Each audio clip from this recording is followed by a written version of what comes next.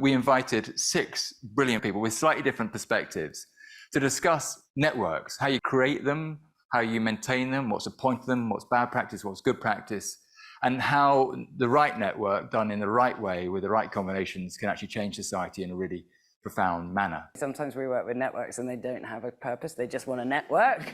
And you're like, oh. So the why and the who it's for is the most important community, because you need to mobilize people around that mission. The more people that make work that are representative of society, the more you reach out to audiences, the more that you're then telling the stories that make you relevant to the community that you're trying to reach. I think it's about being able to have that consistency. So to that point, it's more about building your own network, listening to people and what do they actually need, and what is this going to cost me? Is it going to cost me my time? Is it going to cost me money? Is it going to cost me the case of me bringing in other people in order to skill swapping? There's a thing about being able to understand what value looks like beyond money. Obviously, as a business, yes, we need to create it, but there are other things within the business that we offer as a value, which is why people put into it. We are more networked as a society in terms of digital networks than we have ever been.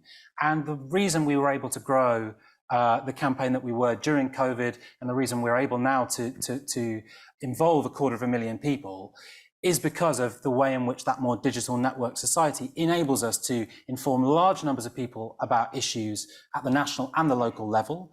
And also, because of that more network society, people can take action more easily in ways they couldn't before. For me, I call it a network. It's really a community. The power of network is also the people that you meet and then going to introduce you to someone else, and then being in this. I don't think I've ever started a network if I have not met people face to face. Sometimes the most effective networks are actually people who aren't like-minded.